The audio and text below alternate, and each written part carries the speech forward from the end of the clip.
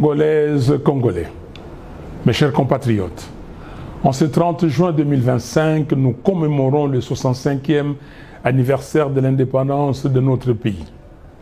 C'est un moment de mémoire, mais aussi de vérité.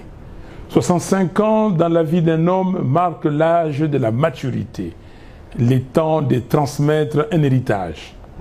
Pour une nation, cela devrait être celui de la stabilité, de la dignité retrouvée et de la cohésion nationale. Mais force est de constater avec lucidité et humilité que les rêves portés par nos pères fondateurs s'étaient étiolés. Les Congo forts, libres, dignes et prospères qu'ils espéraient peinent à se matérialiser. Pire encore, notre pays est aujourd'hui menacé dans son intégrité même.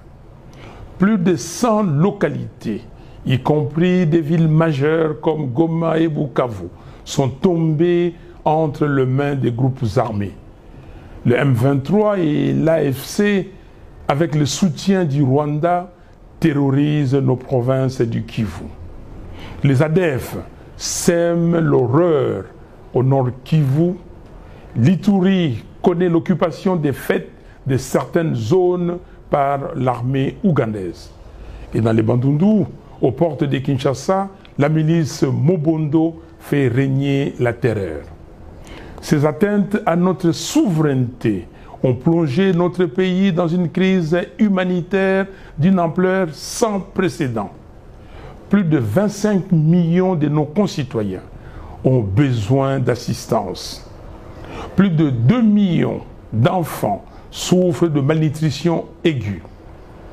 Près de 7 millions de Congolais sont déplacés internes, exilés sur leur propre terre. Derrière ces chiffres, il y a des vies, des douleurs, des familles, et nous ne pouvons en conscience détourner le regard. Pendant trop longtemps, une culture du déni et du rejet des responsabilités a gangréné notre gouvernance. Oui, nous faisons face à des agressions extérieures, mais cela ne peut en aucun cas nous exonérer de notre responsabilité première, protéger notre peuple.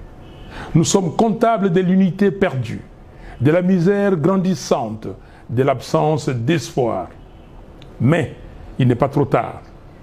Le Congo peut se relever et il se relèvera si et seulement si nous choisissons de mettre le pays au-dessus de nos querelles. Comme le proclame notre hymne national, par les labeurs, nous bâtirons un pays plus beau qu'avant, dans la paix. Ce moment exige un sursaut. Il est temps de répondre à l'appel de la patrie, pas à celui des intérêts égoïstes. Notre Constitution, à son article 63, nous rappelle notre devoir sacré. Tout Congolais a les droits et les devoirs sacrés de défendre le pays et son intégrité territoriale en cas de menace ou d'agression extérieure. Cet appel dépasse aujourd'hui les cadres juridiques. C'est une exigence morale, un impératif historique.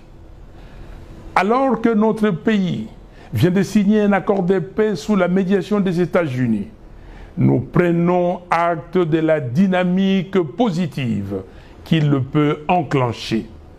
Cet accord, bien que perfectible, peut représenter une opportunité de faire taire les armes et de créer les conditions d'un apaisement durable. Pour autant, nous devons rester vigilants. Aucune signature ne saurait remplacer la volonté résolue d'un peuple à défendre sa terre, à reconstruire ses institutions et à tenir debout.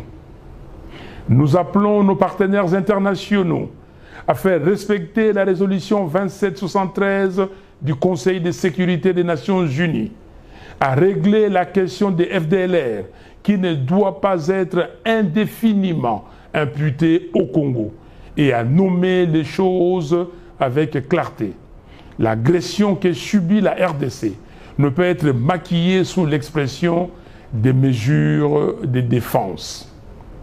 Chers compatriotes, la paix durable naîtra véritablement de notre capacité à mettre en place un état de droit, à renforcer notre armée pour garantir notre intégrité territoriale, à assurer la cohésion nationale et à imposer une gouvernance intègre. L'histoire de peuple nous enseigne que la paix passe par la cohésion et la cohésion passe par les dialogues. Voilà pourquoi je demande avec conviction et sens des responsabilités l'organisation sans délai d'un dialogue national inclusif entre Congolaises et Congolais sous la médiation de nos pères spirituels pour penser nos plaies, dire nos vérités et reconstruire la confiance. Le 5 juin, j'ai rencontré Félix Tshisekedi. Depuis, j'ai échangé avec d'autres leaders politiques et figures de la société civile. J'ai également fait part à l'entourage des principaux regroupements politiques de notre pays de ma volonté de rencontrer leurs leaders dans un esprit de responsabilité et d'ouverture, car l'heure n'est plus aux antagonismes stériles, mais à la réconciliation et à la cohésion nationale. Nous devons être capables de regarder dans la même direction, non pas pour uniformiser nos opinions, mais pour unir nos forces dans les camps de la patrie. Ne combattons pas la patrie, servons-la. Chaque Congolais, chaque Congolaise a reçu de Dieu un talent, une mission. Que ces dons servent non à détruire, mais à bâtir. Ce que nous léguerons aux générations futures déterminera la place que l'histoire nous accordera. En ce 30 juin, unissons-nous autour de l'essentiel, la patrie.